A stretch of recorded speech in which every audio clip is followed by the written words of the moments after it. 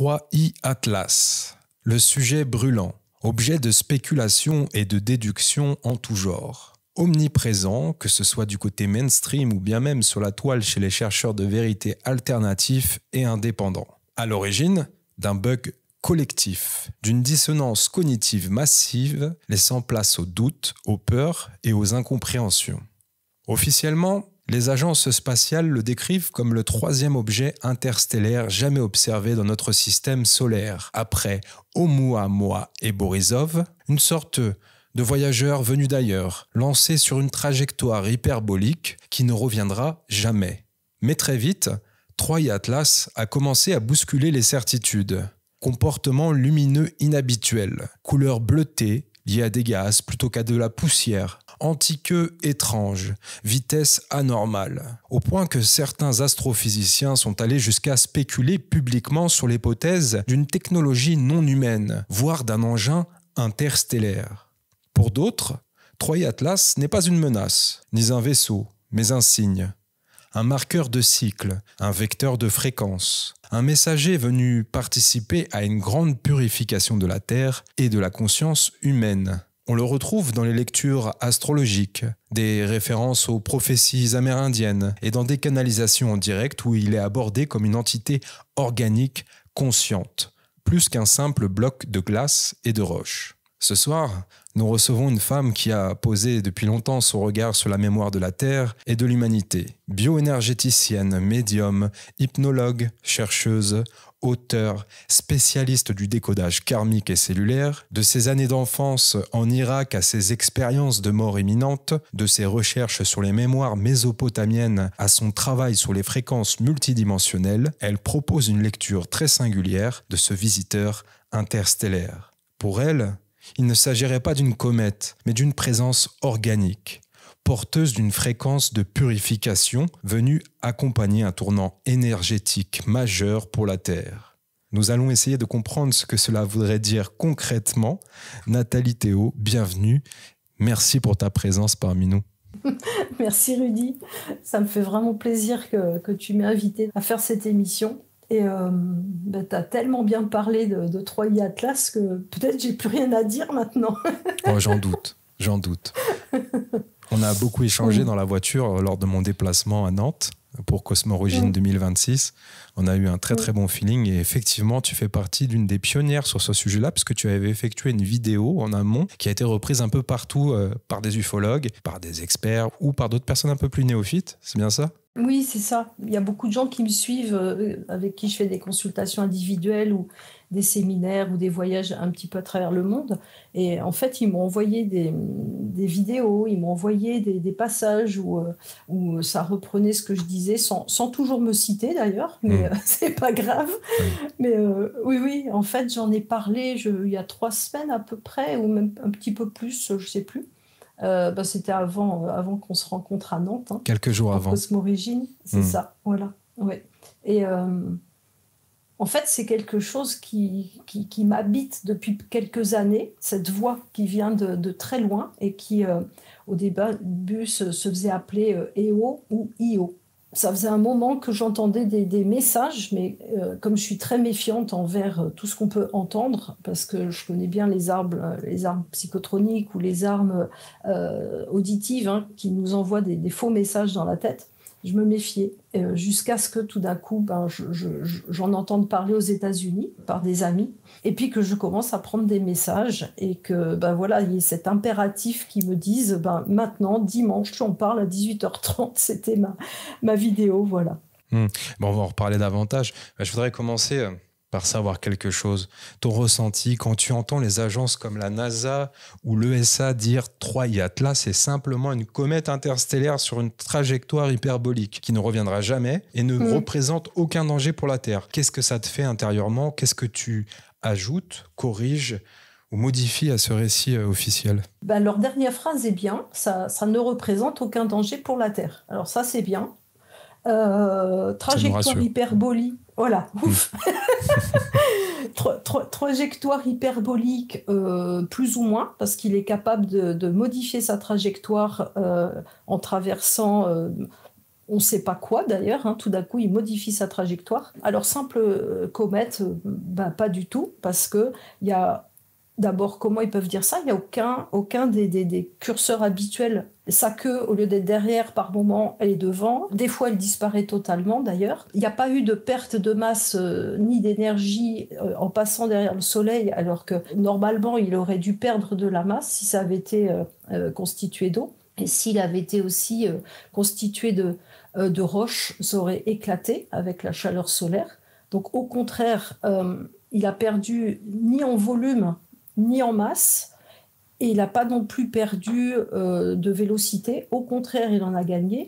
Donc, rien à voir avec une comète habituelle. Il n'a pas gagné en masse aussi? C'est ce qu'on a cru comprendre? C'est ça. Ce qui est totalement improbable.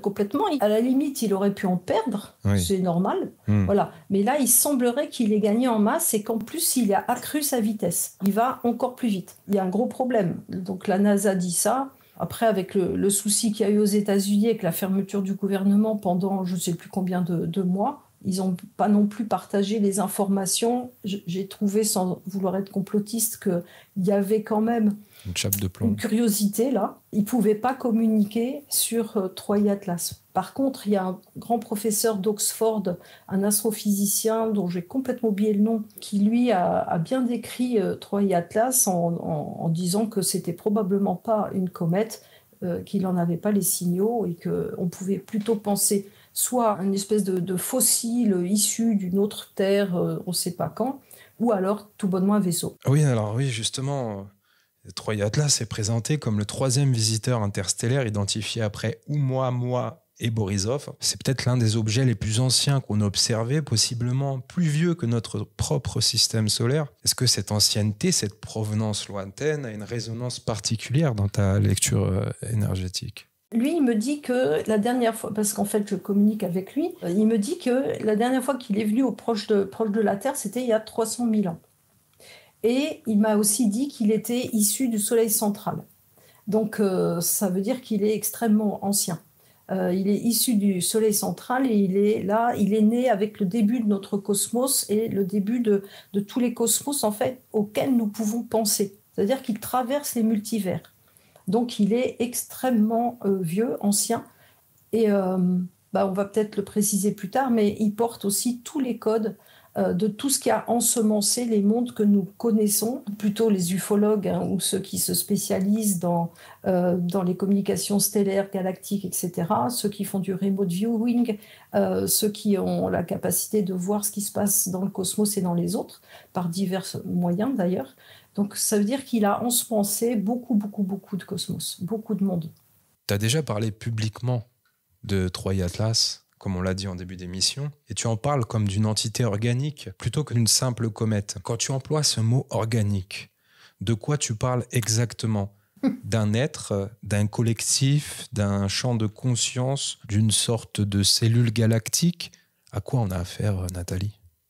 Écoute, la première fois que j'ai vraiment, à part de façon audible dans mes pensées, la première fois que je l'ai vu, il s'est présenté, parce qu'il joue avec la façon dont il se présente, il s'est présenté comme une baleine cosmique. Alors, une baleine cosmique, c'est un peu foufou, mais dans mes hypnoses que je me suis fait faire par des professionnels de l'hypnose régressive façon Dolores Cannon, ou dans les hypnoses que j'ai pu faire à des gens, figure-toi qu'il y a des baleines cosmiques. Parce que, en fait, les cieux, qu'est-ce que c'est les cieux ? Les cieux, on pense que c'est une sorte de vide interstellaire, mais pas du tout. Il y a de l'eau dans les cieux. D'ailleurs, dans beaucoup de traditions, on parle des eaux d'en haut et des eaux d'en bas, le mi et le ma. Donc, en fait, qu'est-ce qu'on sait réellement de ce qui se passe dans le cosmos ? Qu'est-ce qu'on sait de comment c'est constitué ? On le sait par la NASA. Ouais. Voilà. Joker. En collaboration avec Disney.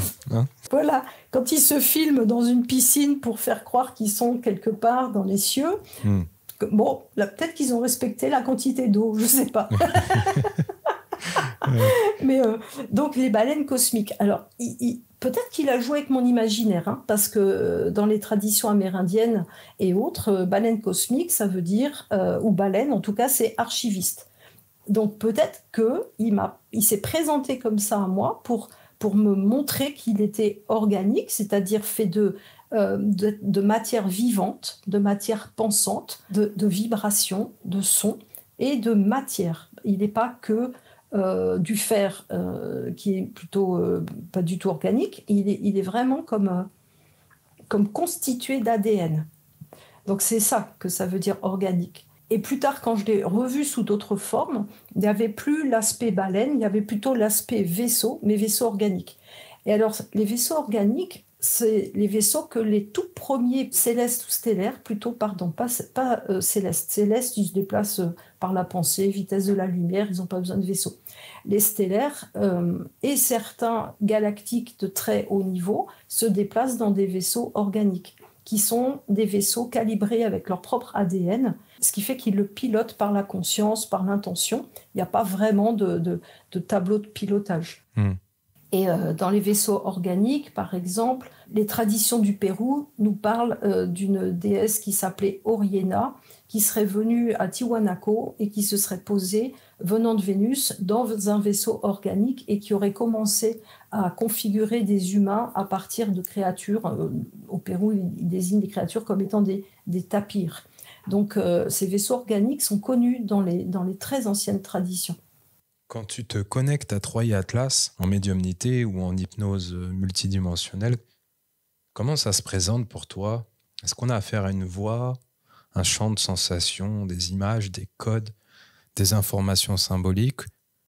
Alors, tu vois, là, quand tu me dis ça, ça y est, ça commence. Donc, je ressens des frissons. J'ai un chant qui vient dans ma tête un peu... alors, je voudrais pas dire sirène parce que les malpensants vont dire que les sirènes nous abîment quelque part ou nous noient.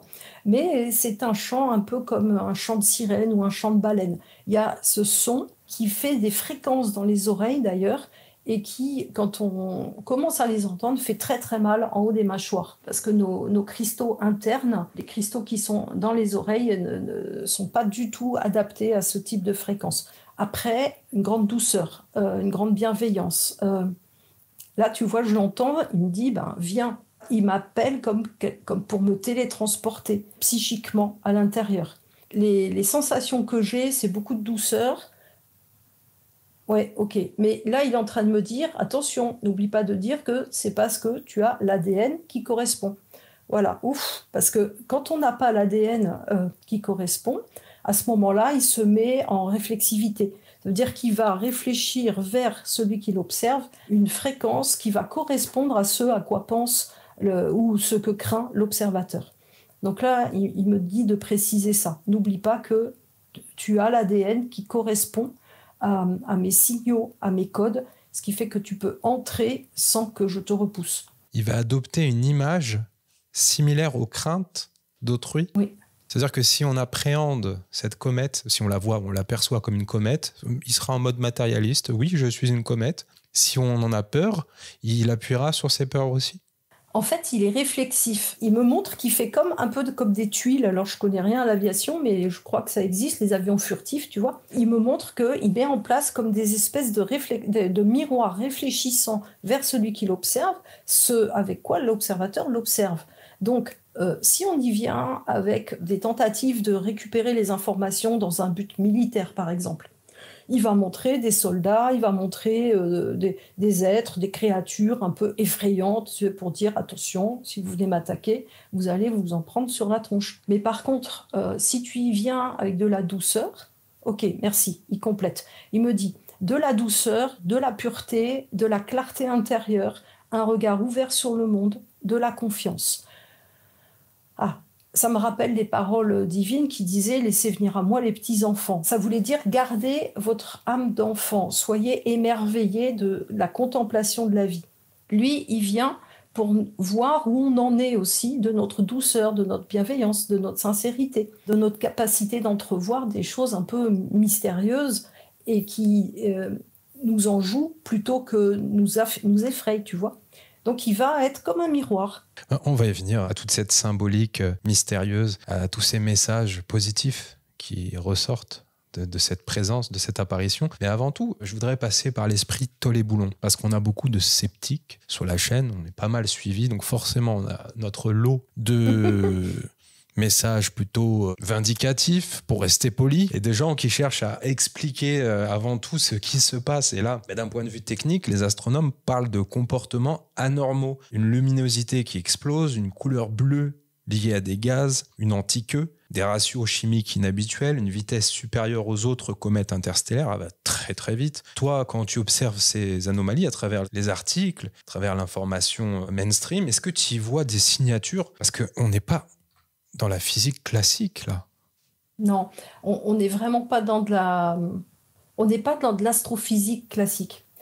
C'est pour ça d'ailleurs que les rapports tardent, qu'ils ne savent pas quoi dire, qu'ils sont bien embêtés. Oui, parce qu'en fait, j'ai fouillé. Moi, je ne veux pas parler de choses qui seraient guili-guili sur le bidon. Je n'ai pas envie de partager des informations juste pour faire le buzz. De prêter le flanc aux détracteurs, en d'autres termes. Oui, en plus, ça, je m'en fiche. Alors, ma vidéo, elle a eu, je ne sais pas combien de milliers de vues, et des commentaires, j'en ai eu plus de 300, et là-dessus, j'en avais 10 qui se fichaient de moi. Voilà, tu vois, c'est pas beaucoup. Oui. C'est parce qu'en fait, moi, quand je parle de quelque chose, je fais d'abord beaucoup de recherches en amont. C'est-à-dire que quand Eyo me dit maintenant, il va falloir que tu parles de moi, que tu t'exprimes en français, parce qu'il y a beaucoup de choses qui circulent dans d'autres langues, mais là, les Français ont besoin de savoir. Et on va savoir pourquoi tout à l'heure, parce que j'ai un peu un scoop là. J'ai regardé tout ce qui a été dit dessus au niveau technique. Et ça m'a vraiment réconfortée.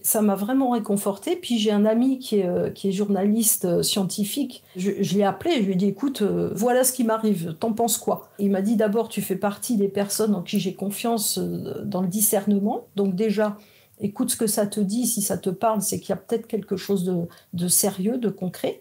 Et puis, il m'a dit, au vu de toutes les informations qu'il a pu recueillir, il me dit, effectivement, ça ressemble de moins en moins à une comète. Et alors moi, qu'est-ce que j'en dis de ces projections?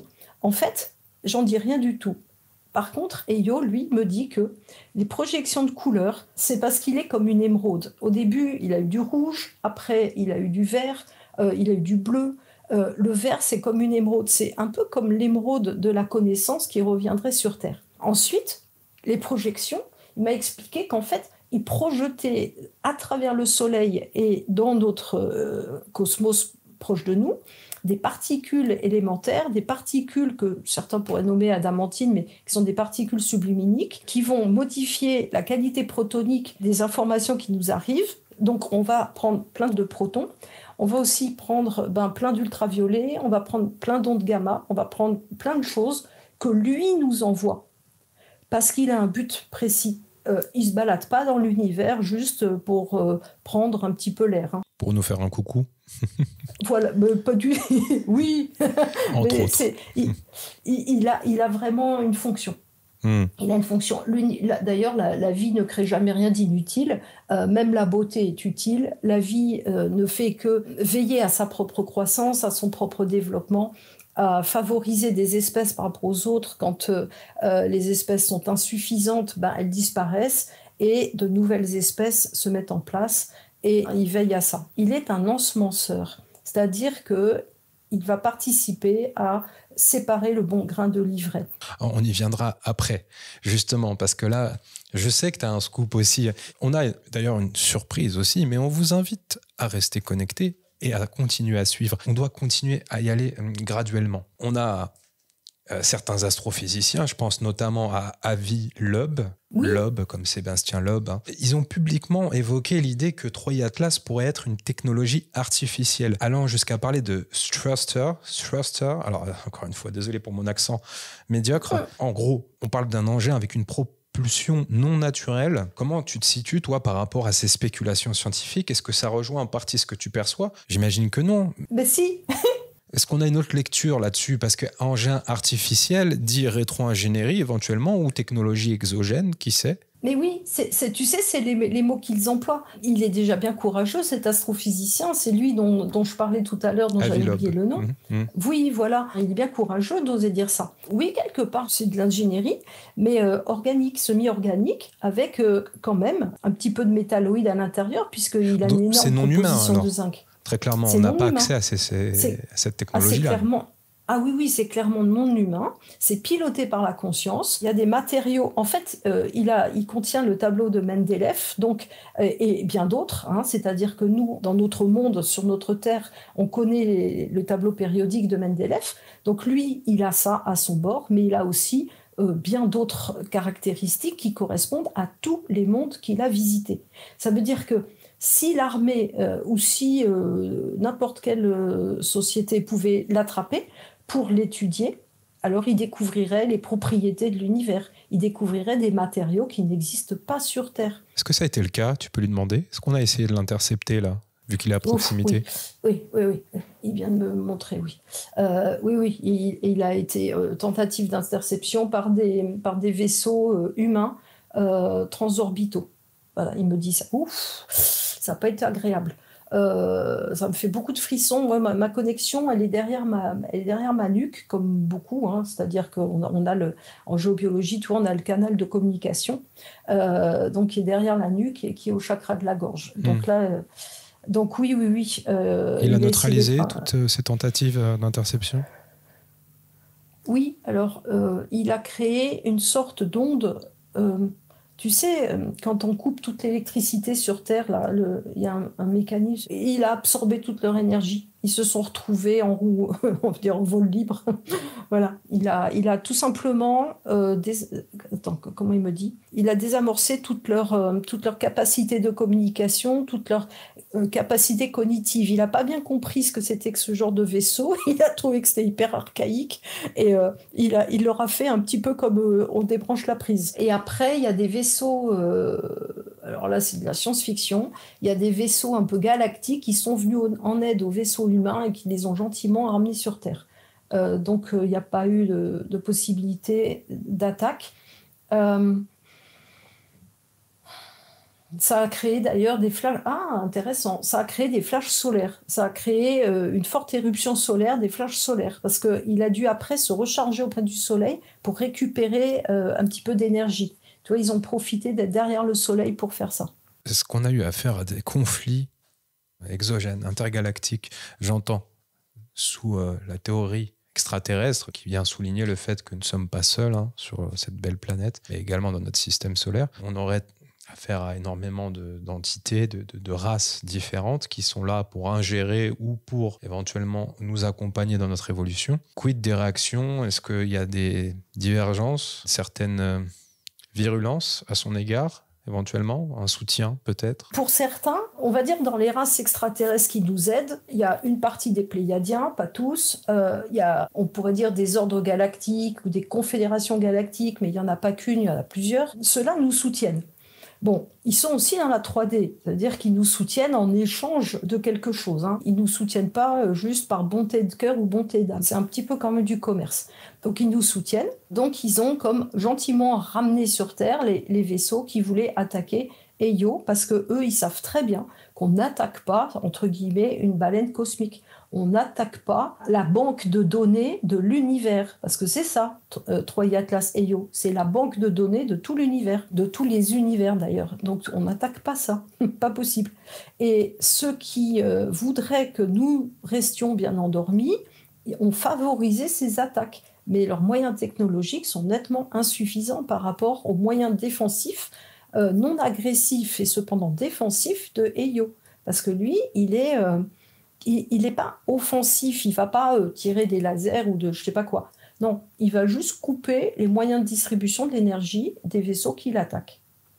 Il en prend le contrôle et il coupe tout simplement de conscience à conscience. Est-ce qu'on aurait des noms de races belligérantes, co-belligérantes à son égard? Oui, il y a toujours les Dracos.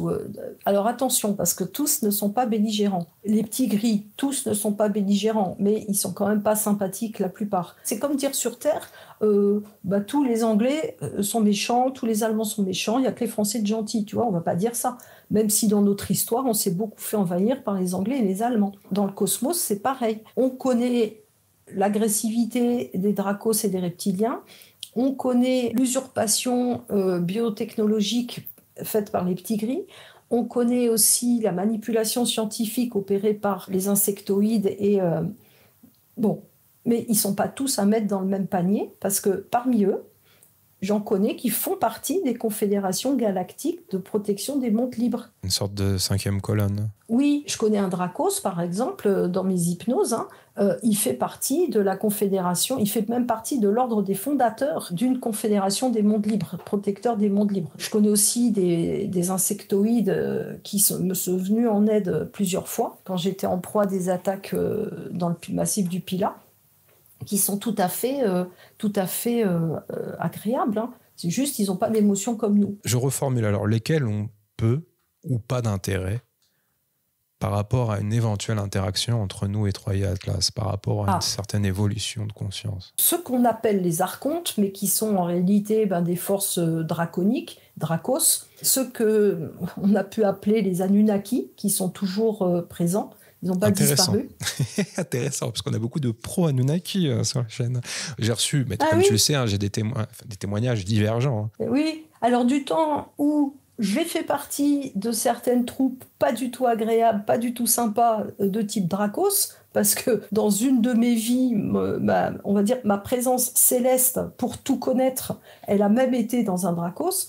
Je peux te dire que les troupes Anunnaki qui se bagarraient entre eux, parce que je ne sais plus qui était l'ennemi de je ne sais plus qui, enfin en tout cas, moi j'étais pas du tout gentille, enfin j'étais un général d'armée, et après j'ai participé à la fuite du fameux jardin d'Éden d'une certaine partie des humains, parce que j'étais tombée avec beaucoup de résistance, amoureux d'une humaine. Donc parmi les Anunnaki, c'est pareil, il y a des factions qui voulaient aider les humains, d'autres qui voulaient pas. En fait, c'est pas du tout, tu sais, il n'y a pas le bien et le mal, c'est manichéen, tu vois, de croire ça. Dans les Pléiadiens, il y en a plein qui sont pas du tout sympas, qui nous considèrent comme des espèces de petits rebuts d'humanité. Hein. C'est important de le dire. Ouais. Mais oui, mais par contre, dans les ordres de gouvernance, on va plutôt, chez les Pléiadiens, favoriser l'entraide avec l'humanité, parce que commercialement, on aura des choses à faire avec eux.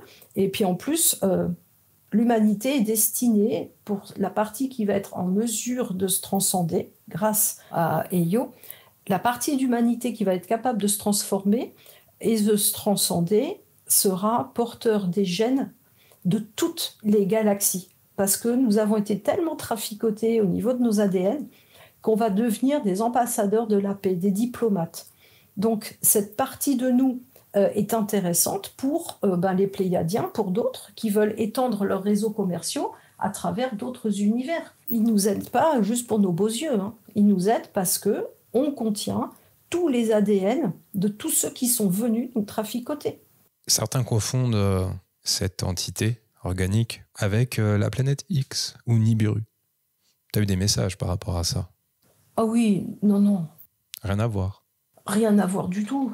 Non. D'ailleurs, en fait, cette planète, elle était dessinée dans les peintures rupestres. Bon, là aussi, il y aurait à dire.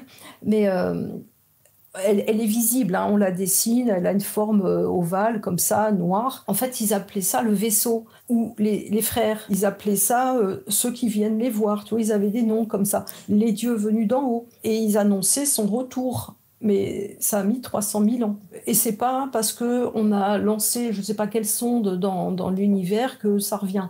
Non, c'est cyclique. C'est parce qu'on a fini l'âge de Kali, on a fini le Kali Yuga, on est en train de le finir, on rentre dans ce qui s'appelle l'ère du Verseau, le début de l'âge d'or. Donc il est temps de faire le tri, séparer le bon grain de l'ivraie, ouvrir les consciences par des envois, justement, des émissions de gaz, des émissions d'eau, des émissions d'ondes, et tout ce que cette pseudo-comète émet actuellement. Et donc, c'est par ça que les consciences vont s'éveiller.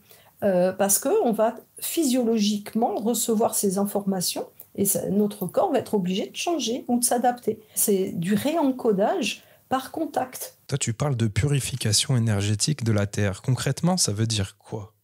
Alors, en fait, Eyo a un travail à faire sur les eaux de la surface de la planète. Et moi, je suis revenue du Mont Shasta parce que j'ai été appelée à aller au Mont Shasta cet été. Et là, j'étais appelée par le grand maître de Télos qui s'appelle Adama. Alors, ça, c'est pareil, je ne voulais jamais y croire parce que depuis le temps qu'Aurélia Jones a écrit des bouquins là-dessus, je me disais, c'est du New Age, c'est du grand n'importe quoi. Jusqu'au jour où, il y a 5 ans, j'ai commencé à voir Adama qui vient me dire « Il faudra que tu viennes au Mont Shasta, on a des encodages à te transmettre ». Bon, j'ai laissé passer un peu de temps, parce que moi, il me faut la preuve par 3 au moins. Donc, ça s'est répété. Et j'entendais, bon, tu auras le signal. Donc, j'y suis allée. Et là, les intraterres, en fait, dont Telos Adama, m'ont dit qu'ils faisaient, et je l'ai vu, parce que là, j'ai vu des traînées violettes qui traversaient les grottes dans lesquelles j'étais. Par exemple, la grotte Ice Cave, une langue qui tombe à pic dans le sol, et avec une espèce comme d'amphithéâtre à l'entrée. Et là, j'ai vu une grande traînée violette. Je me suis mise à chanter des chants avec une amie qui était là avec moi, qui s'appelle Michel. Elle s'est mise à chanter des chants. J'ai chanté aussi. C'était la langue de lumière, la langue de l'or. Et là, cette traînée violette s'est amplifiée. Et j'ai senti que nos corps étaient encodés par la vibration que la langue de glace poussait vers nous. On s'est mis à recevoir des courants d'air froid qui venaient d'en bas. Donc, les eaux d'en bas, les eaux de surface et les eaux d'en haut sont en train de mêler leurs informations, si tu veux, pour faire remonter les codes originels des peuples originels qui peuplaient la Terre dans les temps de l'âge d'or.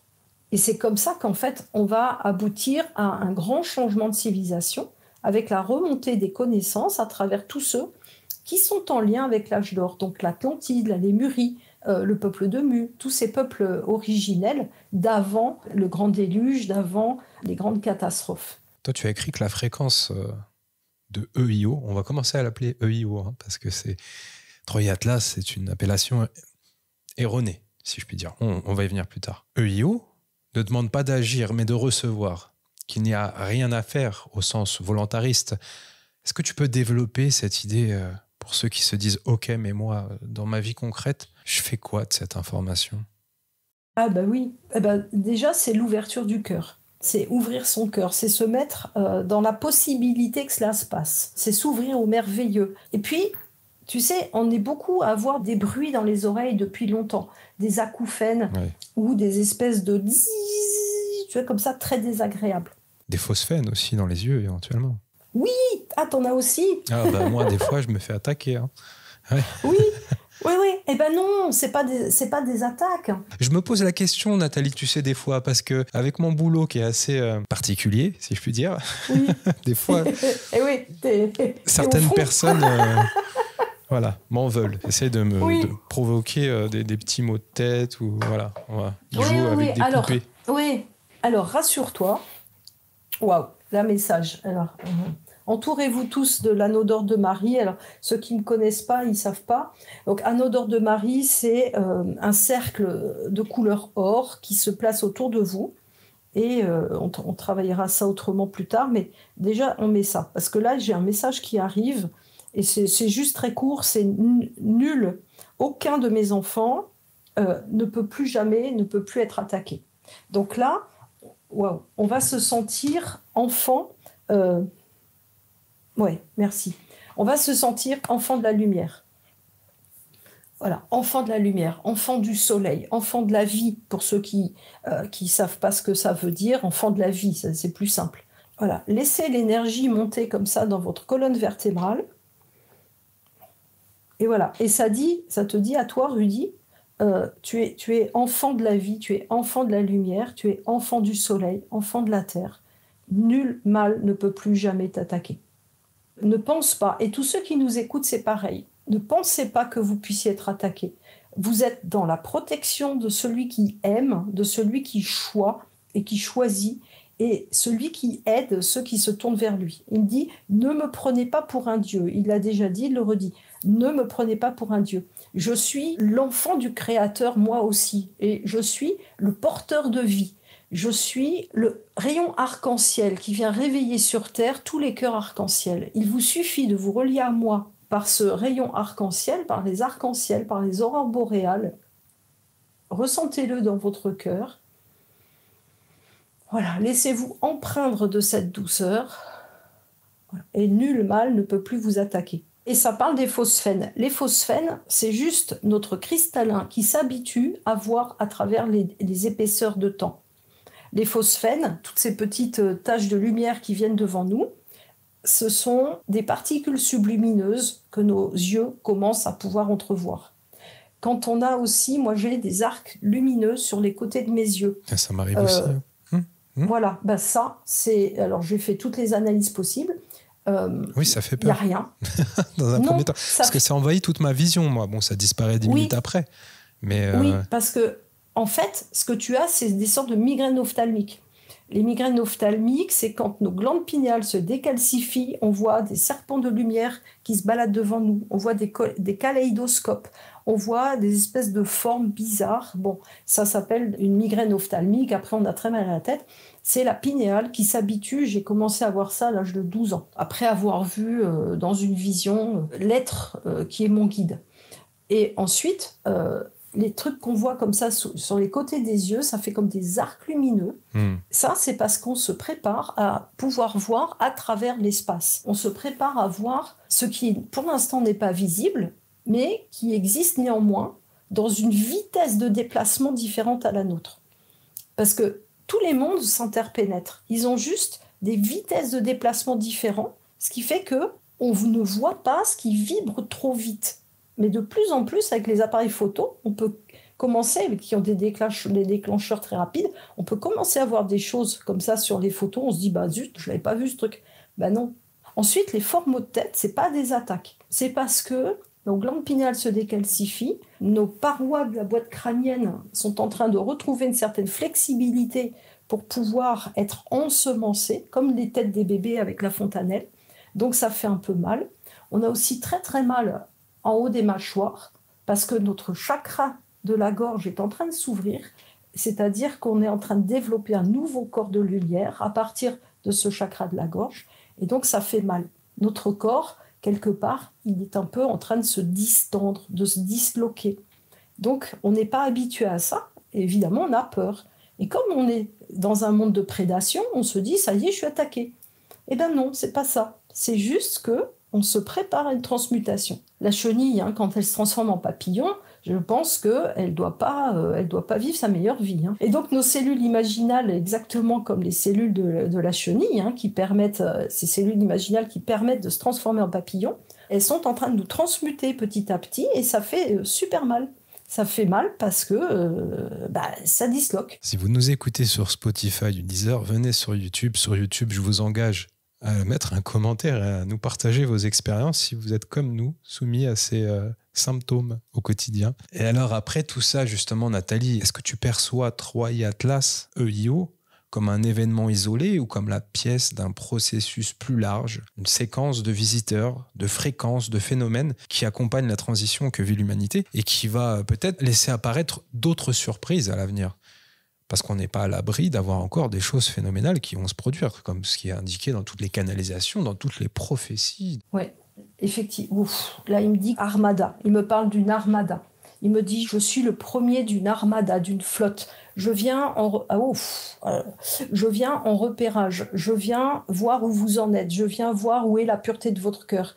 Je viens aussi estimer l'étendue des dégâts. De ce que les forces, ces forces archontiques qui ont... c'est comme si les forces archontiques avaient absorbé l'énergie de la Terre. Là, il me reparle de ce que j'ai vu tout à l'heure, c'était les forces d'absorption. Comme si... il me montre que la Terre, son énergie, elle est absorbée par des forces archontiques qui s'en nourrissent. Et donc, lui, il vient pour recalibrer ça. Il vient aussi il me dit, pour transformer. Il vient pour valider où en sont les équipes au sol quelque part, c'est dire est-ce que vous êtes réveillés ? Oui, à combien de pourcents ? Et pour l'instant, c'est pas beaucoup. Donc il vient pour estimer le champ des possibles sur Terre. Vous en êtes où ? Qu'est-ce que vous faites ? Vous avez fait quoi ? Et maintenant, comment on fait ? Voilà, ça c'est les questions qu'il pose. Il dit maintenant, il y a l'armada qui arrive. Des vaisseaux transporteurs, des vaisseaux qui vont permettre de guérir la Terre, de maintenir son champ de fréquence dans son ascension. Bon, alors ça, c'est tout nouveau ce qu'il me dit. Il me parle de vaisseaux qui sont vus ou qui seront visibles. qui pour l'instant sont comme cachés derrière des miroirs, là aussi réfléchissants, réflectifs. Il y a un champ de stabilité, un champ énergétique, point d'effondrement de l'électromagnétisme de la Terre, effondrement du champ de la ceinture Van Allen. Donc il va falloir stabiliser toutes ces énergies autour de la Terre, qu'il n'est que le début de ce que, je ne voudrais pas être effrayante, de ce que les Scandinaves vont appeler Armageddon. Voilà, il est le début. Non, c'est les Juifs qui parlaient de Armageddon. Les Scandinaves, ils parlaient de Ragnarok. Voilà, il dit, c'est le début. Alors, il dit, oh là, calmez-vous, ne vous affolez pas. Ceux qui sont prêts à passer le champ de l'expérience de 5 dimensions vont y arriver très très bien. Et il dit, je viens pour ça, je viens pour réveiller les consciences des enfants de la Terre qui sont encore comme engourdis, comme endormis, comme dans des coques de non-ouverture vers l'extérieur, de non-compréhension que la vie, c'est pas que payer ses impôts. Dire amen au système et continuer tel un zombie sur les rails prédéfinis et préfabriqués qu'on nous propose. Oui, c'est ça. C'est un plus. Mais alors, l'effondrement de la ceinture de Van Allen, le firmament exit out? Qu'est-ce qui se passe?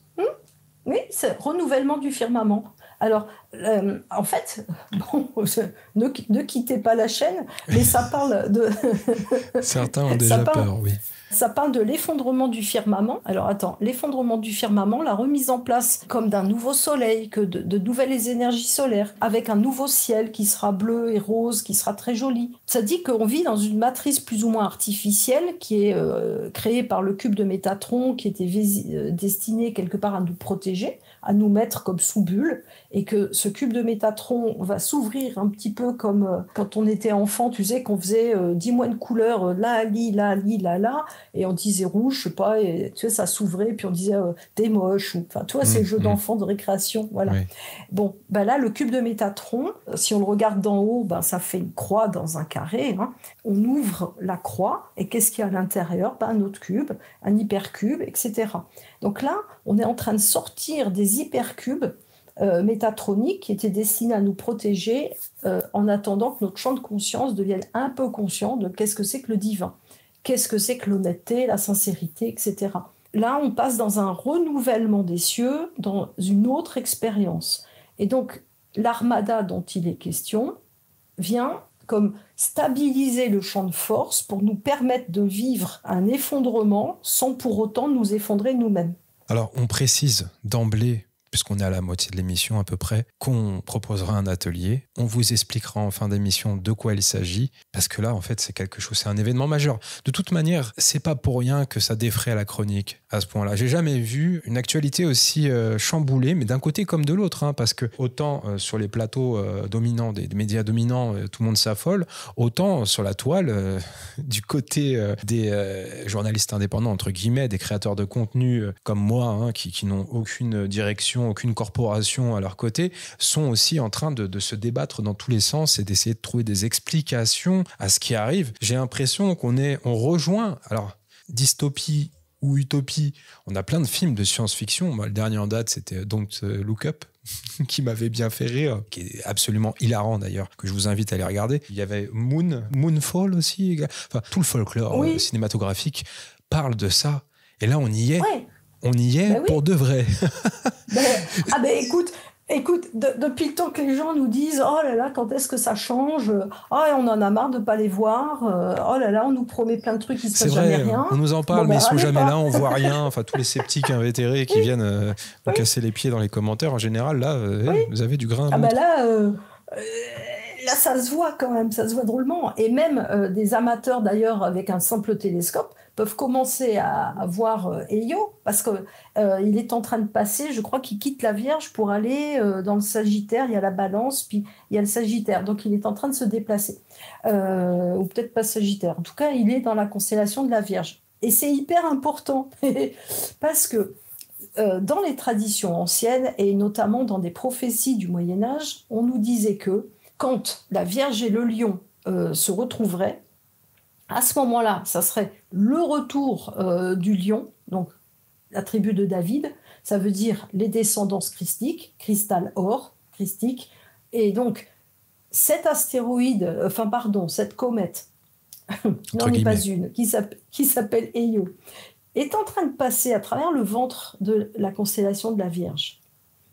Ça veut dire qu'il nous prépare à l'enfantement du nouveau monde. Et alors la Vierge, c'est pas Marie, c'est pas la Vierge Marie, c'est pas du tout elle.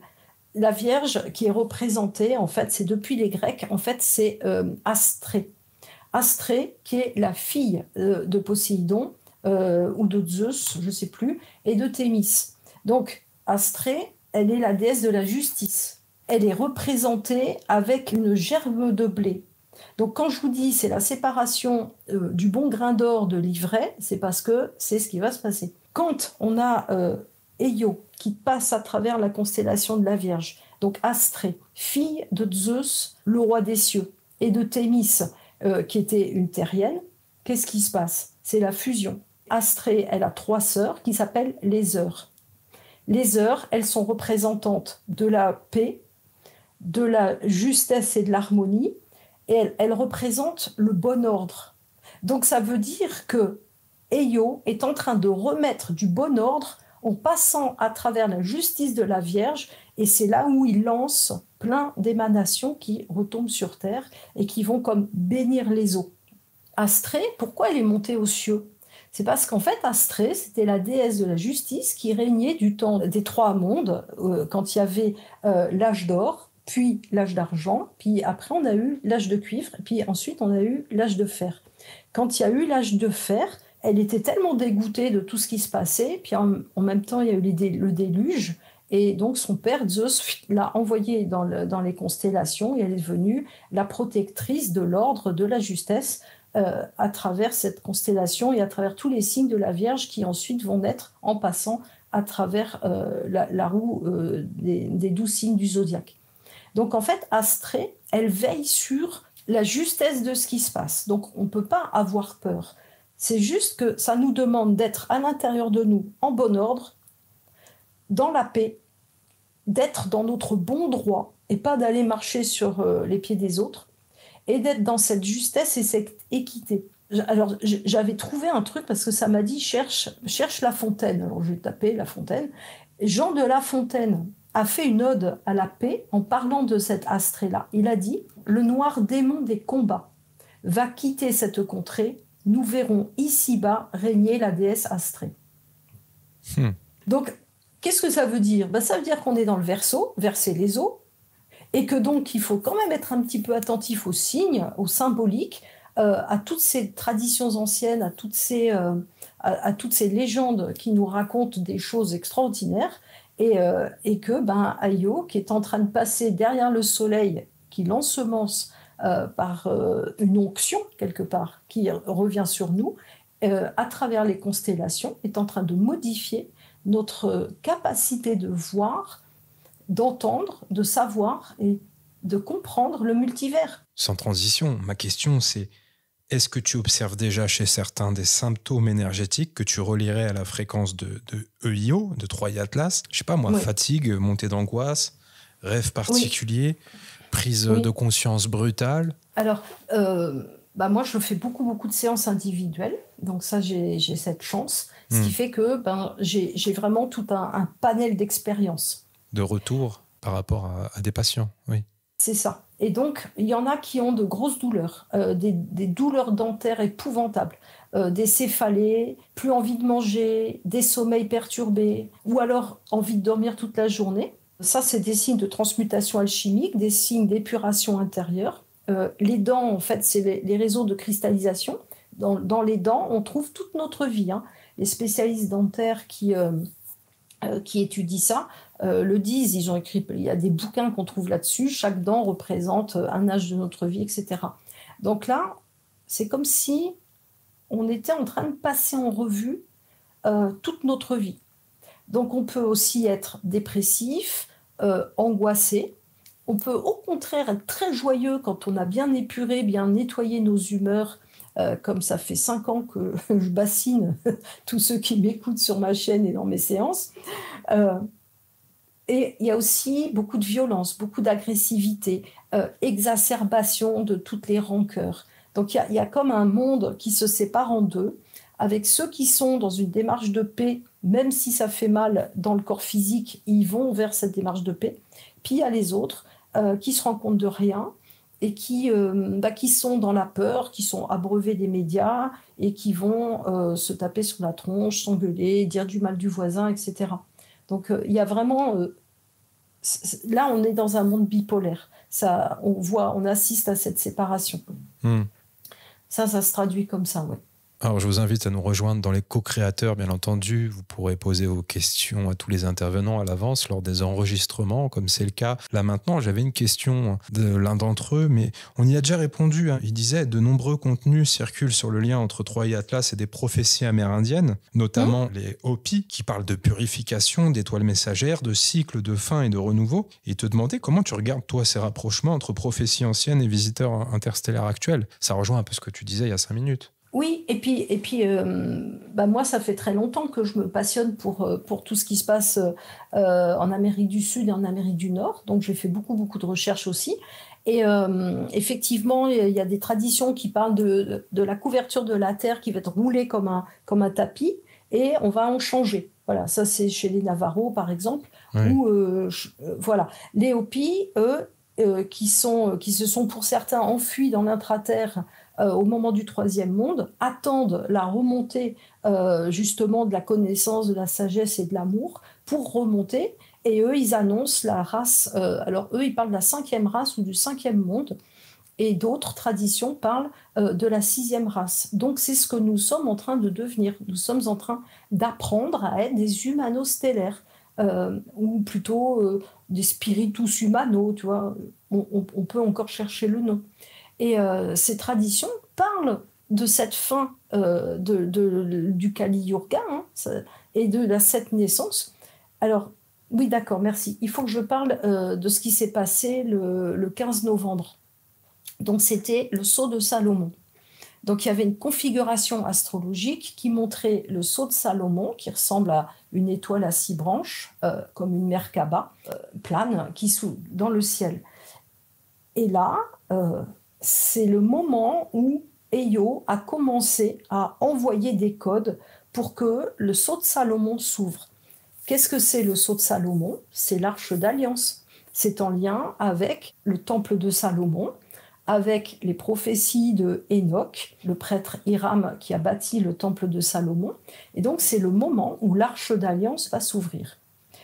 Les arches d'alliance, parce que sur Terre, on a de nombreuses arches, des vaisseaux stellaires, qui sont dans les couches de la Terre, dans l'intramer, dans l'intraterre, ces arches d'alliance qui ont pour certaines été découvertes par les différentes armées, notamment en Irak. Mon père, qui était ingénieur gaz et pétrole, a été maintenu prisonnier en Irak pendant 3 ans, dans les années 76, parce que ils avaient à Bassora fait des fouilles à plus de 300 mètres de profondeur. Ils avaient trouvé des choses. Il ne fallait pas que ça se sache. Ces portes des étoiles existent, ces arches d'alliance existent. Les pyramides sont des transpondeurs, des connecteurs pour mettre en place le nouveau réseau cristallin et la grille cristal or. Et voilà que Eo en est comme la clé. Il vient déverrouiller les 7 sceaux.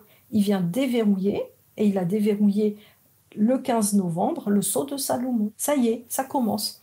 Donc, à quoi ça sert de se connecter à Eo ? Ça va nous servir à créer autour de nous les dômes de lumière, les piliers de lumière pour protéger et pour, être comme Atlas, tenir la nouvelle Terre sur nos épaules au niveau du chakra de la gorge. Quand ils l'ont appelé Troie et Atlas, c'était pas si bête que ça. Parce qu'Atlas, dans les prophéties, il tient la Terre sur ses épaules. Et il la tient sur ses épaules. Donc moi, quand je canalise, je reçois par ici. C'est parce qu'ici, c'est comme un omphalos. C'est-à-dire, c'est une ouverture vers d'autres mondes. On est connecté à d'autres mondes par notre liquide céphalorachidien et le liquide cérébrospinal. Et quand on porte un bouchon sur le cou, on ne peut pas communiquer. On est bloqué. En plus, on a l'air d'un bossu.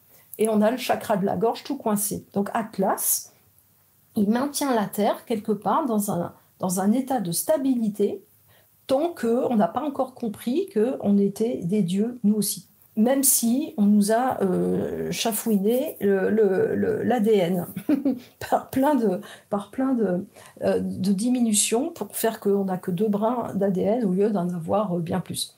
Et là aussi, je reviens sur Atlas. Atlas, ses filles, c'était les Hespérides.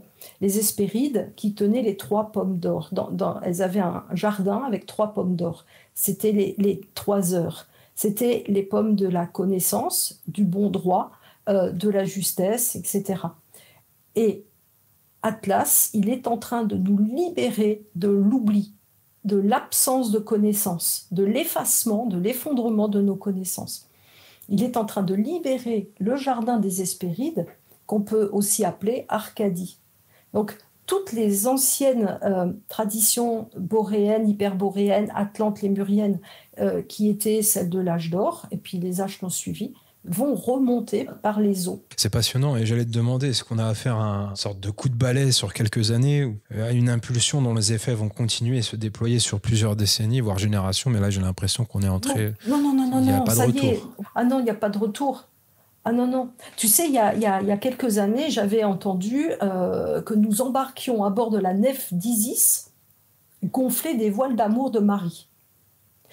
Isis, c'est un des autres noms de Astrée. Il y en a certains qui disent que Astrée, c'est Isis, Déméter, Marie. La France a été consacrée au cœur de Marie. Donc j'ai eu la chance de faire une conférence il y a quelque temps sur le rôle vraiment très très important de la France. Donc la France a été consacrée au cœur de Marie.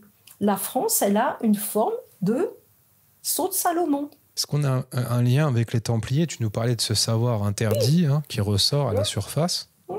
Tout converge. Oui, c'est fou. Tu sais, moi, il y a tellement de pièces de puzzle qui sont en train de se remettre dans un schéma coordonné et cohérent. Moi, je miss body parce que la France a une forme d'hexagramme. C'est un sceau de Salomon. Oui. Le 15 novembre, voilà que Eyo a ouvert le sceau de Salomon. Il a ouvert le sceau de la France. Je parlais d'Astrée. Au XVIIe siècle, Honoré d'Urfé, qui avait écrit un roman qui était hyper connu, qui s'appelait justement Astrée. Astrée, il nous parle de bergers, de bergères. Pouf, règne le château, les bergers d'Arcadie, qui nous montrent le retour du Christ à un moment qui sortira du tombeau. Et Arcadia Ego. Oui, tout converge. C'est un truc de fou. Tout ça, Oui, c'est... J'allais dire effrayant, mais non. On voit qu'il y a une réaction euphorique de ton côté. Et effectivement, quand on s'amuse à lier les points les uns aux autres depuis tant d'années, voire depuis plusieurs décennies, ça peut être un sentiment de soulagement, mais une grosse dissonance cognitive de l'autre côté, puisque ceux qui ont pris des wagons de retard vont se retrouver un petit peu perdus là-dedans, non? Oui, alors, tu sais, moi, effectivement, ma première NDE, mort imminente, j'avais 2 ans et demi. Donc, je me suis noyée. Bon, je ne vais pas raconter tout ça parce que je pense qu'on n'a pas trop le temps. Mais je me suis quand même noyée dans un endroit hyper intéressant que j'ai découvert par la suite, bien sûr. À 2 ans et demi, je me suis noyée là où Jules Verne avait parlé du rayon vert. Donc, Troï Atlas, Eyo, vert.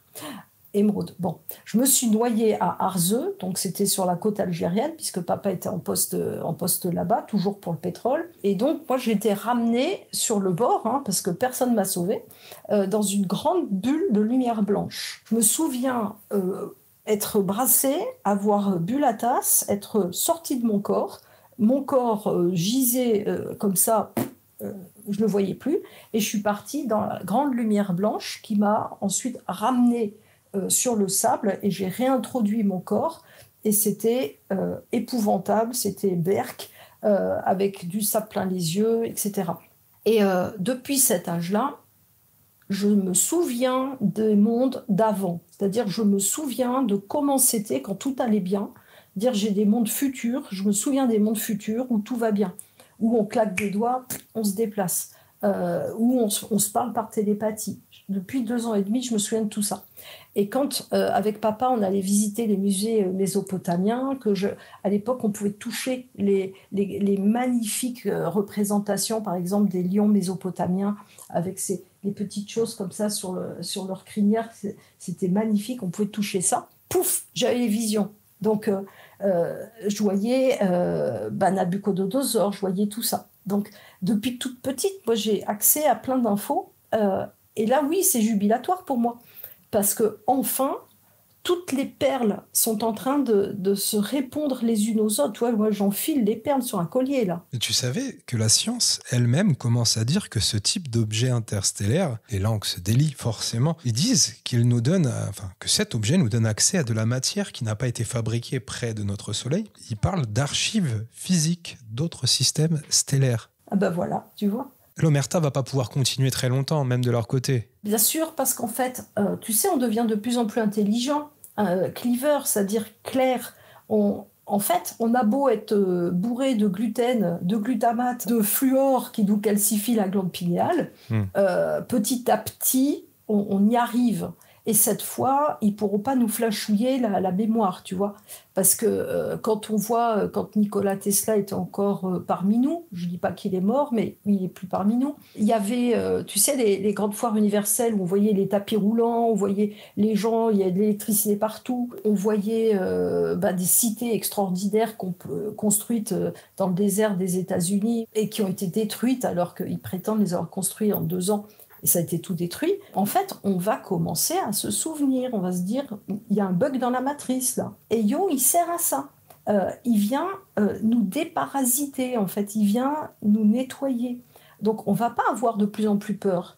Au contraire. Qui dit nettoyage dit purification. Et quand certaines personnes entendent purification, ils imaginent immédiatement un scénario catastrophique, effondrement, punition, apocalypse. Est-ce qu'on ne peut pas clarifier ce mot de purification pour ne pas nourrir la peur, mais au contraire pour alimenter la compréhension? En fait, purification, ça va être une sorte de purge. Bon. Ça fait pas. C'est pas. Alors attends, je suis en train de me souvenir. Il y a un film américain qui s'appelle La Purge. Non, c'est horrible, c'est pas ça. Non, alors. Je repars sur un souvenir, parce que quand j'étais en fac de droit, chaque fin d'année, on se biturait bien la tronche. Et alors la purge, si tu veux, c'était d'aller vomir tout ce qu'on avait à vomir. Bon, ça c'était les fêtes de fin d'année, quand on fêtait nos résultats ou quand on pleurait sur nos résultats. Bon, et ben ça va être un peu ça. On va soit fêter nos résultats, soit pleurer un petit peu dessus, mais rien de terrifiant. On va devoir accepter, pour ceux qui sont un petit peu en retard, de purger leurs mauvaises pensées, leur manque de foi, tu vois, ce genre de choses. Mais ça dit, je suis aimant. Alors là, c'est pas du tout Eyo qui parle, c'est, on va dire, c'est le créateur, la création. Il dit, je suis aimant. Pour ceux qui sont dans l'envie de progresser, dans l'envie de se comprendre, dans l'envie de se connaître, les cieux leur sont ouverts. Donc tout va bien. Par contre, ceux qui sont bornés, ceux qui ne veulent pas comprendre, ceux qui préfèrent la vie de décadence, là il me montre Sodome et Gomorrhe, et ben ceux-là, grand bien leur fasse, ils iront là où ils doivent aller. Bon, ça risque un petit peu de tirer la chasse d'eau, c'est sûr. Mais moi, j'avais reçu il y a quelques années un message qui était très, très encourageant, qui disait « Rien, aucun de ce que vous avez dans le cœur, donc de ce CE et de ce CEX que vous avez dans le cœur, ne seront, n'ont été oubliés. » Et après, je lui disais « Ah, ça c'est chouette, ça veut dire que ceux que nous aimons, quelque part, on s'en souvient, donc on les emporte avec nous. » Comme dans la valise de Merlin, tu sais, dans Merlin l'Enchanteur. Et puis, charge à vous de vous en occuper. Donc ça disait, devenez des piliers de lumière, soyez les porteurs d'amour, soyez les porteurs de lumière, et ainsi, vous veillerez, vous protégerez ceux que vous aimez. Et tu sais, du temps des grandes pérégrinations, qu'est-ce qu'il fallait faire? Il fallait faire une lettre qui protégeait la maison, pour pas que le roi Hérode, ou pour pas que les maladies... Enfin, Hérode, non, il a zigouillé tous les bébés. Mais là, ça se passera pas comme ça. Pour pas que les maladies dévastent la maison des justes. Donc, comment on est juste? On est juste par un comportement juste. Donc, ceux qui ne croient pas forcément, mais qui vont avoir un comportement juste, qui vont se sentir dans la droiture, dans la posture templière dont tu parlais tout à l'heure, c'est-à-dire service, intégrité, parole éclairée, conscience éclairée. Voilà. Et qui se mettent en lien avec les fraternités de lumière, les fraternités blanches, l'ordre de Melchisédek, parce que j'en ai pas parlé, mais ils sont derrière tout ça aussi, avec les intraterres, avec Shambhala, avec Télos. Tu vois, quand on le dit, ça apaise tout. On sent que ça y est, ça se met en place. Ceux qui sont là-dedans vont pouvoir protéger et développer autour de leurs proches, autour de leur maison, autour des endroits où ils vivent, des champs de lumière. Et ça ne sera pas tout seul. On sera tous ensemble pour le faire. Est-ce qu'il aurait des réponses par rapport au point de vue des religions ? Comment elles vont accepter ? Elles acceptent ça à l'heure actuelle ? Comment ça va s'articuler dans les mois, dans les années à venir ? Est-ce qu'on va avoir une énième diabolisation d'un énième phénomène ? Les prophéties de Fatima, elles avaient annoncé des choses comme ça. Hein. Dans beaucoup de religions, ça annonce l'Apocalypse. Hein, c'est nommé l'Apocalypse. Hein, Saint Jean, il a reçu l'Apocalypse à Patmos. Hein. J'y suis allée d'ailleurs plus d'une fois et ça communique bien. Moi, j'enjoins les gens à aller à Patmos, dans la grotte de Saint Jean, et d'écouter ce qui se passe à travers la roche. Hein. Donc les religions l'ont annoncé tout ça. Hein. Donc Troie et Atlas viendraient matérialiser l'Apocalypse de Saint Jean aussi. Oui, on parlait du Ragnarok tout à l'heure, oui. Oui. Ok. Oui, l'ouverture des 7 sceaux, la Vierge sortie des flots. Oui. Comment ? Oui, on en parlait. Ok. Eh ben, c'est... Oui.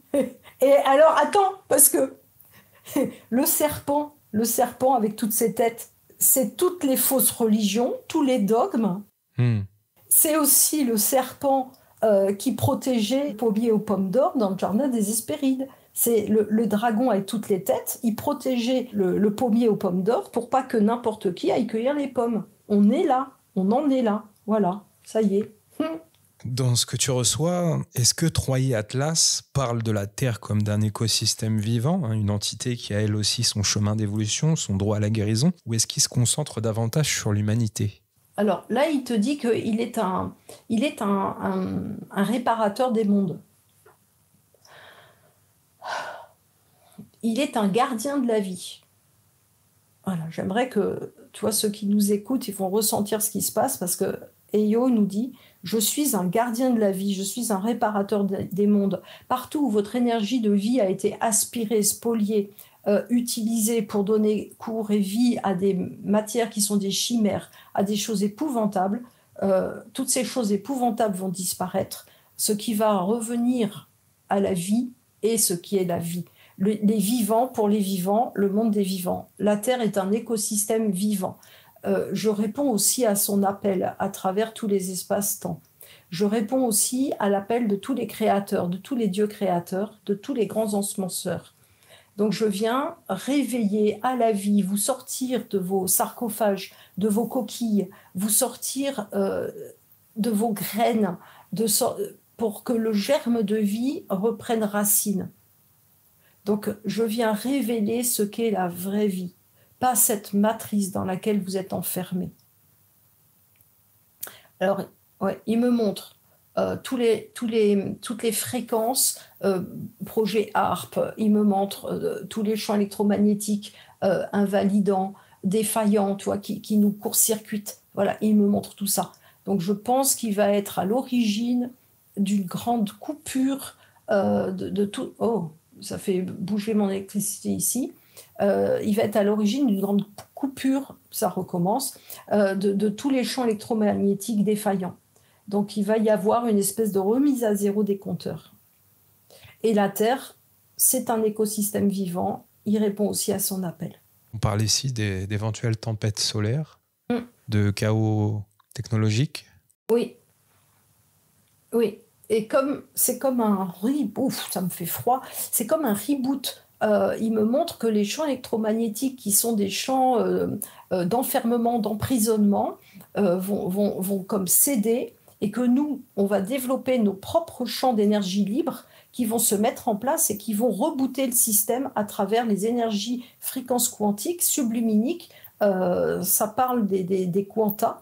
Et là, on va aussi manifester l'or en nous par les quarks gluons. Excuse-moi, j'ai pas de mal à me projeter et je trouve que c'est fabuleux. En revanche, qu'en est-il d'un point de vue temporel? Parce que si on parle de ça, moi je suis désolé, il y a une période de transition, il y a Mad Max entre les deux. Non, séparation des deux mondes. Tu vois le colibri quand il vole, tu vois pas ses ailes, tu vois que son corps. Pourtant, il est là. Donc nous, on va vibrer de tellement vite qu'on verra plus l'effondrement. On sera ailleurs. Et ça, c'est grâce à un processus d'énergie libre qui vibre à travers le cristal. Et nous, on est constitué de cristal liquide d'eau. En théorie, j'arrive à appréhender ce concept. En pratique, je dois être totalement franc, honnête et transparent avec toi. J'aimerais qu'il réponde à mon pragmatisme. À court terme, on a 2027. J'ai été journaliste alternatif avec Meta TV, entre autres, sinon Antena, Canal Citoyen, le Mumble Ensemble, etc., etc. Donc moi, je suis préoccupé par ces questions-là. On est dans un pays où tout part à volo, à tous les niveaux. Qu'est-ce qui va se passer? Est-ce qu'il y aura un impact de ce côté-là? Parce que nous, les premiers qu'on veut voir destitués de leur pouvoir, et c'est bien ces fameux politiques, et c'est bien cette matrice, cette gouvernance qui nous a servi au quotidien et qui va encore être au devant de la scène très bientôt. 2027, c'est demain. Et on aura encore ces égrégores dégueulasses qui vont venir nous polluer avec toute cette hypocrisie monumentale qui prendra le lead pendant des mois et on arrivera encore au même résultat, ma foi. Enfin, ça, c'est ma dystopie. Qu'est-ce qu'il peut répondre par rapport à ça? Là, il te répond, il te dit 2-3 ans. 2-3 ans, alors là, c'est plus Eyo qui répond, c'est l'ordre stellaire, l'ordre galactique. Non plus, attends. Les grands maîtres de lumière, oui. Ceux qui répondent là, c'est les grands maîtres de lumière. Ils disent l'humanité a encore 2-3 ans devant elle pour s'éveiller à la part divine qui sommeille en elle. Ces grands manipulateurs, falsificateurs d'opinion dont tu parles ne sont que des pantins que nous avons nous-mêmes maintenant maintenus au pouvoir pour favoriser le grand réveil et les grandes révélations. Ce sont des pantins qui vont gesticuler de plus en plus dans des falsifications de la vérité qui circule par tous ceux qui sont des éveilleurs de conscience, tous ceux qui tiennent toutes les chaînes dont tu as parlé, font partie des révélations, des révélateurs. Celle qui parle fait partie de la révélation. Et donc, ces révélations vont être propagées comme une traînée de poudre relayée par les alliés, l'Alliance, tous ceux qui servent la venue de la lumière et les plans du divin sur Terre. Vous avez 2-3 ans pour vous éveiller à qui vous êtes dans la lumière, ça dit intersidérale de votre origine. Ayez confiance, n'ayez point peur, apprenez.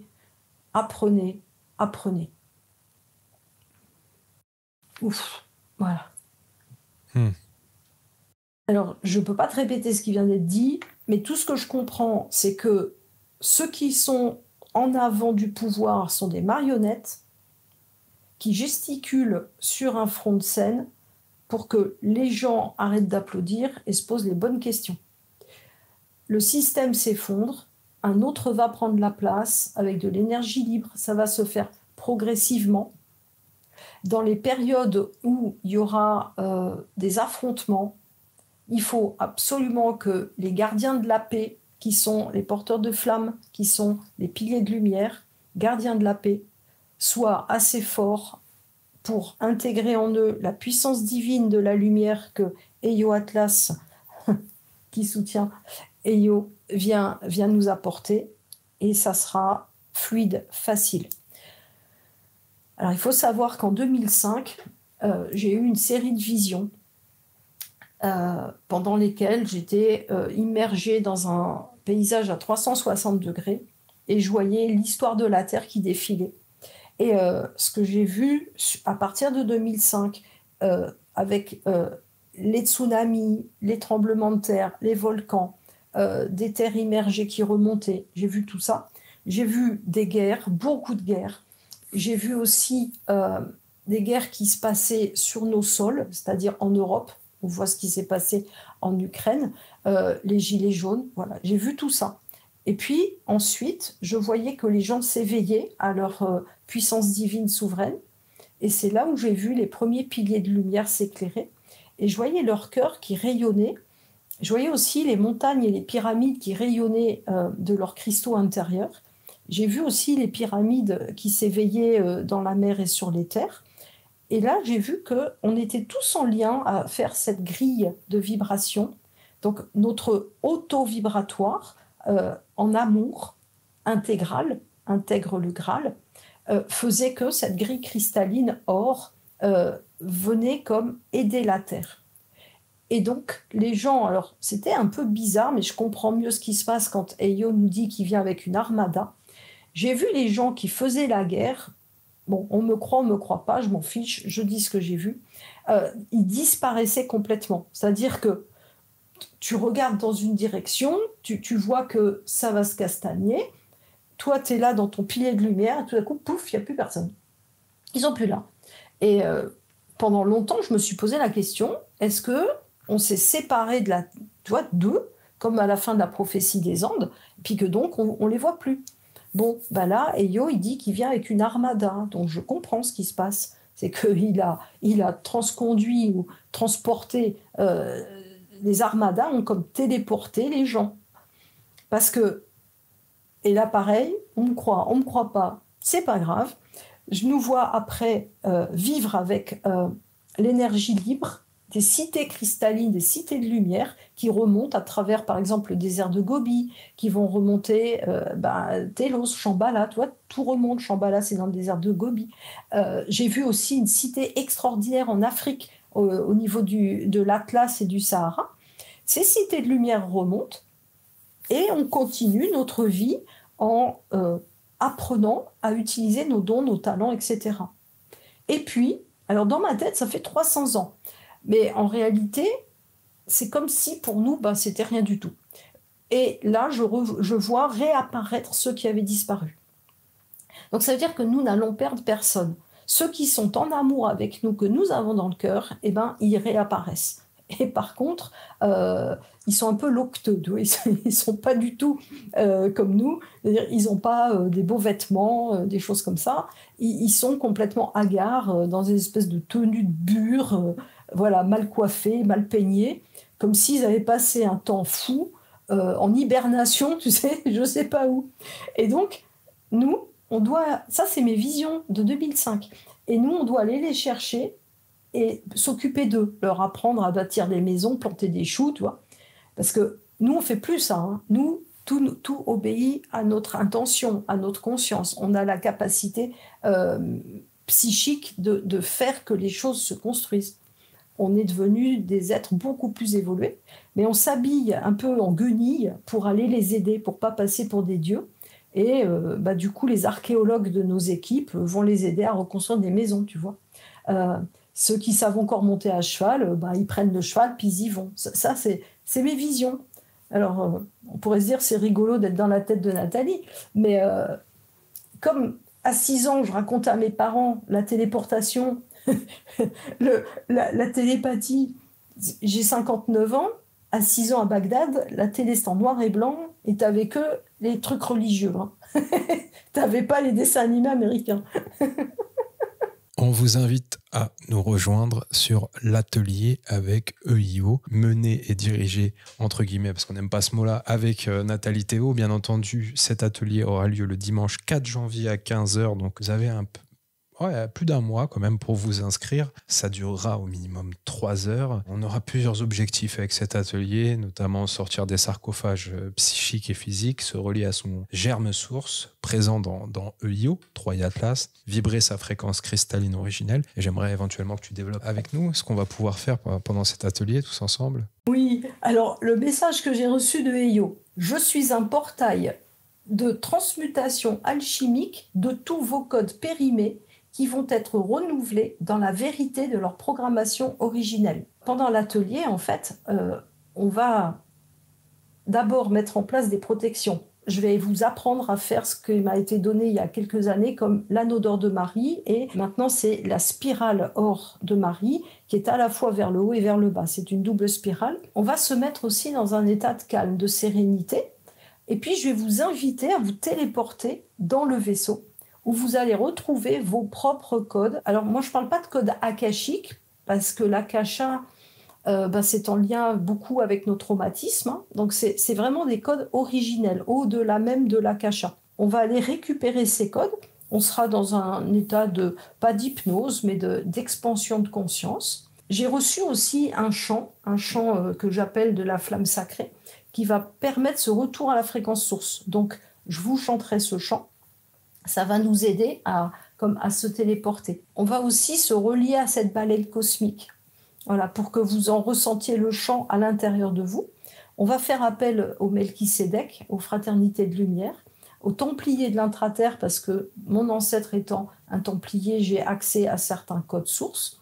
Alors ça va être un travail qui va nous demander un petit peu de sérieux, un petit peu de suivi. Ça veut dire que dans la gaieté, c'est-à-dire que les jours suivants, après l'atelier, il y aura des choses à faire que vous ferez, qui ne seront pas trop difficiles. Hein. Ça va être plus simple que le yoga. En précisant qu'il y aura des messages personnels aussi qui pourront être véhiculés, sachant que sur Zoom, on a une possibilité d'interaction assez efficace. C'est ça. Comme moi, je suis en lien avec Eyo, ça veut dire que ça, quelque part, je suis une facilitatrice. C'est-à-dire que je vais vous mettre en condition de recevoir vos propres messages avec des demandes, des formulations, des passages d'ordre. Hein, vous verrez comment je pratique.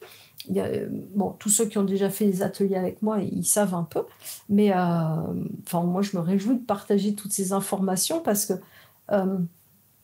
pourquoi je suis là? Pourquoi je suis en train de vous parler? C'est parce qu'il faut se préparer. Il faut se préparer à ce qui s'en vient. Il y a plein de techniques pour se préparer. Et ça va être les miennes que je vais vous partager. Et Yo, il y a longtemps, il m'a dit maintenant, il faut sortir de l'ombre. Il a parlé des loups. Il m'a dit les louves sombres. C'est-à-dire, les louves, qu'est-ce que c'est les louves? C'est celles qui s'occupent de leurs enfants, qui s'occupent de leur clan. C'est pas le loup qui veille sur le clan, c'est la louve. Le loup, c'est un pilier, un soutien, c'est un compagnon. Et la louve, c'est elle qui veille sur le clan. Donc il m'avait dit, et quand il est arrivé, j'ai tout compris, belle louve sombre, sors de l'ombre, et il va falloir maintenant te mettre à œuvrer. Donc c'est pour ça que je suis là. C'est pour partager ça que je pratique moi depuis très longtemps. Mais on te remercie Nathalie de tout cœur, c'est vraiment un grand plaisir pour nous d'accueillir cet atelier. Je serai présent aussi également et je profiterai de cet instant avec vous tous ensemble. J'aurai encore quelques questions bien entendu pour toi. Quand on parle de tout ça maintenant, en conclusion, quelque part, le plus gros risque, parce qu'on parle de choses positives depuis tout à l'heure, mais il y a bien un risque avec ce genre de sujet. Ça serait quoi? Le déni, le sensationnalisme, la récupération New Age, ou au contraire un excès de rationalisation qui enlève tout sens au phénomène? Alors, il y a plusieurs points là qu'on pourrait développer. Je vais parler du New Age. On a parlé en off, toi et moi, très longtemps. On aurait pu vraiment échanger encore beaucoup plus de temps. C'était vraiment un plaisir de rencontrer aussi tous les autres intervenants sur place. Mais moi, mon passage, c'était un passage éclair, comme tu as pu le savoir. J'ai dû reprendre l'avion le lendemain matin même. C'était rapide. Oui, on a parlé de certaines choses qu'on ne pourra pas divulguer là à l'antenne, bien entendu, par rapport à ton parcours et à ton expérience. Je sais que tu as été approché. Ah oui. À plusieurs égards, par des gens très haut placés. Et on parlait du milieu de la spiritualité. Et effectivement, c'est terrain miné, comme dirait notre ami Booba. Moi, vous n'aurez pas la référence pour les trois quarts, mais c'est un terrain miné. C'est comme les medbeds, c'est le même type de sujet. Les gens vont prendre la balle au vol et essayer d'en faire quelque chose. Quels sont les risques? Déjà, le risque, c'est... le risque, ça serait de ne pas s'en rendre compte, qu'il se passe quelque chose. Le déni. Là, c'est loupé. Voilà, le déni. Là, je pense que quand même, qu'on soit pour ou contre, voilà. Le second risque, c'est la récupération fleurie-bonbon. C'est-à-dire, tout va bien aller, vous en faites pas, il n'y a rien à faire, et Yo fait tout le boulot. Enfin, Troy Atlas fait tout le boulot. Ça, c'est le risque de, ceux qui... vont faire dodo alors qu'il y a plein de choses à faire. Ça, c'est un autre risque. Donc non, il y a des choses à faire et on va les faire ensemble. Et puis, troisième risque, récupération financière. Parce que je me suis bien rendu compte depuis quelques années que je partage plus et que je suis plus visible et que je collabore davantage à droite et à gauche. je me suis bien rendu compte qu'il y a un sacré marché du spirituel, que dans le New Age, on s'en met plein les poches, et que c'est d'ailleurs dans ce sens que j'avais été approchée il y a une dizaine d'années, puis il y a une huitaine d'années. On m'avait proposé de rentrer dans certains cercles, et à l'heure qu'il est, je serais probablement millionnaire. Donc j'avais refusé parce que c'était pour dire des choses qu'on m'aurait dit de dire. Voilà. Donc, et alimenter les mêmes doxas qu'on retrouve de l'autre côté, quelque part, finalement, puisqu'ils se rejoignent les uns les autres. Ils ont le même agenda. Et non seulement ils ont le même agenda, mais c'est les mêmes dans une polarité féminine et une polarité masculine. C'est-à-dire que c'est les mêmes. C'est les mêmes, c'est les femmes d'eux, voilà, c'est les mêmes. Juste, ils ne s'habillent pas pareil. Ouais. Voilà. Mais donc moi, ça, j'ai refusé. Donc ce risque, c'est de vouloir se faire de l'argent sur le sujet.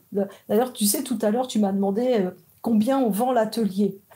J'ai dit, oh là, moi, je ne suis pas du tout commerciale. Donc, qu'est-ce que je fais? Moi, je prends mon pendule. Je prends mon pendule, que j'ai toujours plus ou moins à la main, et voilà, le prix. Alors, c'est simple, hein. Je calcule rien, je dis au pendule, voilà, montre-moi sur une échelle de valeur, et hop, il va penduler dans la direction du chiffre qui correspond, c'est tout. C'est pas moi qui choisis, et si j'avais choisi, j'aurais peut-être dit plus, ou moins, je sais pas. Mais en fait, c'est ça, c'est que un des risques, c'est de vouloir se faire beaucoup d'argent dessus, et alors, se faire beaucoup d'argent sur ce sujet, tu vois, monter ses vues sur YouTube, en parler pour être dans le coup, parce que si t'en parles pas, t'es pas dans le coup, tu vois, ce genre de trucs. Toutes ces choses qui vont peut-être éventuellement m'être reprochées à toi ou à moi aussi également, parce qu'il y a une nuance aussi, il y a une nuance à faire. On parle de gens qui font des multinationales, qui pèsent des millions, qui n'en ont strictement rien à carrer, qui ne croient pas une seule seconde au bienfait de ce genre d'événement, mais qui sont dans le coup, effectivement, et qui ne n'y mettent pas une once de cœur, ce qui est totalement différent. Nous, on met un prix sur l'atelier, encore une fois, parce que je vais répondre à tous les qui vont nous dire oui, mais l'atelier, il est payant. Oui, il est payant, l'atelier, les amis. L'émission est gratuite. Tout le contenu que vous avez eu jusqu'ici est gratuit et très exhaustif et super enrichissant. Et si vous cantonnez à cela, mais tant mieux, c'est avec grand plaisir. C'est du travail aussi qu'on vous fournit. Je vais te dire un truc. La gratuité, c'est la pub. Je sais pas si t'as pas... La pub, c'est quand c'est gratuit, c'est que c'est toi le produit. Tout à fait. Tout à fait. Voilà. Donc, gratuit... non, moi je peux pas faire gratuit parce que j'ai mes emprunts sur le dos comme tout le monde, j'ai mes factures à payer comme tout le monde, j'ai mes enfants dont je paye les études comme tout le monde. Il y a ce grand écart, cette dichotomie justement entre ceux dont on parle, c'est-à-dire qui essaient de se réapproprier ces informations-là, ces mouvements-là, mais qui en font un business. Non seulement ils dénaturent le message, les finalités et éventuellement les solutions d'émancipation, mais en plus ils brassent énormément d'argent, ils en font des cash machines et ils nous laissent nous totalement dépourvus et effectivement dans une sorte de doxa inversée où on devrait se cantonner à la gratuité pour paraître authentique ou quoi que ce soit du genre. Mais en fait, c'est faux parce que l'argent, c'est... Alors d'abord, on dit beaucoup l'argent, c'est une énergie. Non, l'argent, c'est pas une énergie. L'argent est un moyen d'échange de l'énergie que nous, on met à partager les choses. Donc, nous, on met de l'énergie à partager des choses et comment les gens peuvent nous remercier en payant les choses que l'on offre pour le plus grand bien de tous. Parce que, tu vois, par exemple, il y a des gens, ils vendent des formations 1 500 €. Parce que c'est comme ils vont avoir quelques clients, pas beaucoup. Nous, quand on fait des prix d'atelier qui sont à la hauteur de nos besoins et un petit peu plus pour se faire plaisir, c'est pas 1 500 €. Et comme ça, on touche plein de monde. Sinon, parce que moi aussi, on m'a proposé ça, on m'a dit, mais enfin, Nathalie, pourquoi tu continues à faire des séances tous les jours? Pourquoi tu continues à faire des séminaires où tu ne demandes pas grand-chose, etc., etc. On m'a dit ça. On m'a dit, pourquoi tu ne fais pas des ateliers préférentiels à des prix faramineux avec peu de gens?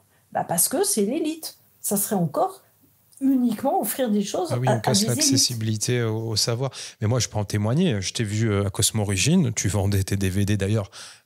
On est à peine arrivé que tu en avais déjà presque plus, tu t'es fait assaillir. J'ai vu, je vous le dis, Nathalie vendait les DVD au prix de production. Tu faisais 0. Bah oui. Et j'étais même impressionné là-dessus. Mais effectivement, on va outrepasser ce sujet de l'argent. Hein. Mais c'est quand même important parce qu'on parle des dérives, comme les medbeds. Je veux dire, j'en parle avec JP, qui est un soldat de l'armée américaine des forces spatiales secrètes, un lanceur d'alerte américain qui a décidé de délier l'omerta autour de certains sujets. Alors, est-ce que c'est vrai ou pas, les amis? Encore une fois, je n'en sais rien. Je ne suis pas dans sa confidence. C'est un personnage que j'ai rencontré réellement. Il existe. Ce n'est pas une intelligence artificielle. Hein. Il existe en chair et en os.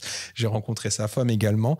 Voilà. Mais j'ai toujours des commentaires qui sont exaspérants et je préfère les laisser par principe de pluralité d'opinion. Mais c'est vrai, il est vrai qu'on a affaire quand même, on doit répondre à tout cela. Moi, c'est des objections qui me viennent aussi très naturellement. Je peux aussi comprendre que certains en aient marre de toujours être dans ce système-là, mercantile quelque part, capitalistique, mais sachez que 60, 70, 100 euros, c'est maintenant, avec l'inflation, un restaurant, c'est si vous fumez quelques paquets de cigarettes, parce que tout augmente, tout est très cher. D'ailleurs, est-ce qu'on changera de paradigme de sitôt? J'espère, je le souhaite.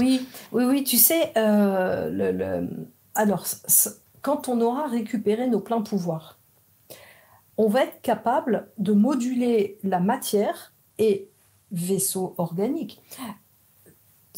On va comprendre comment et pourquoi. On va être capable de moduler la matière par la connexion vibratoire que nous allons avoir avec le vivant. Ça fait aussi partie de mes visions. On risque de se fiche de ma tronche, c'est pas grave.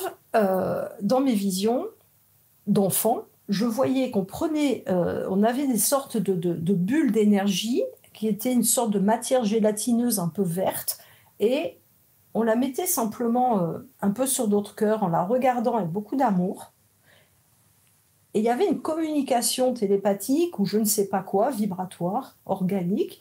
On l'a posée au sol. Et ça se constituait en maison. Ça devenait une maison. Ensuite, on construisait des vaisseaux pour se déplacer de la même manière. Donc, c'est pas... voilà, j'avais 6 ans, 7 ans, 8 ans. On ne peut pas dire que je fumais des pétards. D'abord, j'en ai jamais fumé. Enfin, si, pardon. À 30 ans, j'en ai essayé un, c'était l'horreur. Donc, tu es sobre, triste, tu n'es pas drogué, on le précise.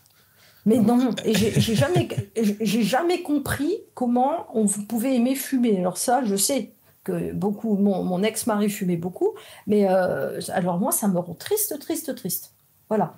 L'alcool, je peux plus en boire parce que, alors là, je suis un demi-verre de vin rouge, je raconte ma vie, c'est encore pire que maintenant. Donc, à jeun.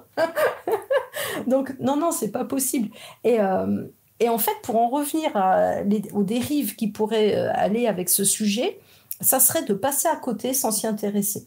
D'être tellement écœuré de tout ce qui se dit qu'on n'a même plus envie de rien savoir et qu'on va continuer de pousser son caddie au supermarché. Ça, c'est le plus dangereux, tu vois. Parce que le mal monde et le New Age, comment ils font aussi? Ils saturent d'informations. Ils vont mettre, tu vois, quand il y a 2 informations valables, là, on s'intéresse. Quand il y a 10 000 informations plus ou moins récurrentes sur le même sujet, bon, bah là, on n'a plus envie de s'y intéresser, on est dégoûté. Tu vois, on devient comme insensible. Et dans le triangle de Karman, où il y a bourreau, victime, sauveur, tu as le 4e truc qui est l'insensibilité, l'indifférence. Donc, un des grands dangers, c'est l'indifférence. Si tu devais résumer la rencontre avec EIO, Troya Atlas en une phrase adressée à celles et ceux qui nous écoutent ce soir, ce serait quoi? Un avertissement, une promesse, un miroir, un rappel, un cadeau, peut-être? C'est même pas une phrase, c'est un mot, c'est enfin. Ouais. C'est ouf, joie, bonheur, enfin, plein pouvoir, potentiel, enfin. Voilà, c'est enfin. On est quand même venus sur Terre, tu sais, on est des starseeds pour la plupart d'entre nous. Et il vient nous réveiller, il vient nous sortir de nos sarcophages et de nos balles, tu sais, les balles qui étouffent le bon grain d'or que nous sommes.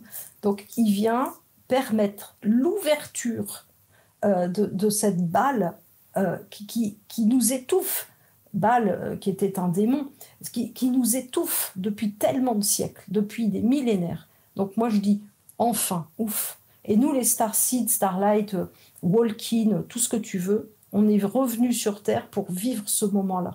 Merci Nathalie. www.via-theopolis.fr. Vous avez la chaîne, vous tapez Nathalie, plus loin Théo, T-H-E-A-U-X. Merci encore pour ta présence, c'était un plaisir. www.amdessine.com pour nous rejoindre. Pour ceux qui nous écoutent sur les plateformes de podcast, à l'audio et à l'oral, venez sur le site pour avoir accès aux ateliers, pour avoir plus d'informations sur le magazine éventuellement, ou pour visualiser les émissions que vous avez appréciées lorsque vous étiez sur Deezer, Spotify, etc. On vous dit à très bientôt. Ciao, bye.